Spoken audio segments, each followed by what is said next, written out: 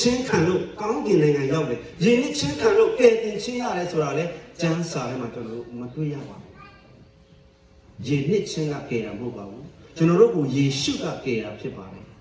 ဖခင်เจ้าကကျွန်တော်တို့ကိုကယ်တာမဟုတ်ပါဘူးဖခင်သခင်ကကယ်တာဖြစ်တယ်ဒါကိုကျွန်တော်တို့ရှင်းလင်းစွာနားလည်သဘောပေါက်ပြီးခရစ်တော်ရဲ့ကယ်တင်ခြင်းကိုတကယ်နှလုံးသားထဲမှာခံယူပြီးတော့သူဟာကျွန်တော်တို့ရဲ့အပြစ်တွေအတွက်လက်ဝါးခိုင်းပေါ်မှာတေခံတယ်တကြိုချင်းကိုခံတယ်3 ရက်မြောက်သောနေ့မှာကျွန်တော်တို့အတွက်ရှင်ပြန်ထမြောက်တော်မူသောထိုယေရှုခရစ်တော်ကိုမမီးရဲ့ကယ်တင်ရှင်ဖြစ်ယုံကြည်လက်ခံလေတင်ဒီဟာဝရတဲ့ကိုရမှာဖြစ်ပါတယ်ဟာလေလုယာ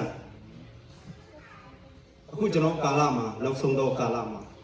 ဩဝါဒတွေလည်းကြောက်များစွာရှိတယ်ကျွန်တော်တို့ဒီ state မှာကျွန်တော်တို့အတိုင်းဝိုင်းတွေထဲမှာကျွန်တော်တို့မိတ်ဆွေထဲမှာကျွန်တော်တို့ရက်ွက်တွေထဲမှာလည်းကြားကောင်းကြားပြရမှာဖြစ်တယ်ကဲတင်ချင်းရရင်ဘာမှလုပ်ဆရာမလို့တော့ဘူးတောင်းပန်ဆရာမလို့တော့ဘူးဆေဘလို့ပေးဆရာမလို့တော့ဘူးကဲတင်ချင်းရရင်ကြိုက်တယ်လို့လုပ်လို့ရတယ်ဆိုတော့တုံ့တင်မှုတွေလုပ်များစွာကျွန်တော်တို့ကြားရမှာဖြစ်တယ်အဲ့ဒါဒီမှာရှိတဲ့ယုံကြည်သူတွေဘယ်လိုထင်လဲမှန်တယ်လို့ထင်တာအရာအရေးကြီးတယ်နော်ဟောယုံကြည်သူညီပုံမောင်လားများကျွန်တော်တမန်တရားသိဖို့အရာအရေးကြီးတာဖြစ်တယ်ခုနကကျွန်တော်ဖတ်သွားတဲ့အထက်မှာတမန်တရားသိစေခြင်းကဘုရားသခင်အလိုတော်ရှိတယ်ကျွန်တော်တမန်တရားမသိတဲ့အခါမှာအဲ့ဒီတုံ့တင်မှုတွေကျွန်တော်တို့များစွာသောသူတွေပါသွားကြတယ်ကျွန်တော်ချစ်တဲ့ခင်လူမျိုးများတွေနောက်များစွာပါသွားကြပြီကျွန်တော်တွားနေတဲ့ state တွေထဲမှာများစွာပါသွားကြပြီ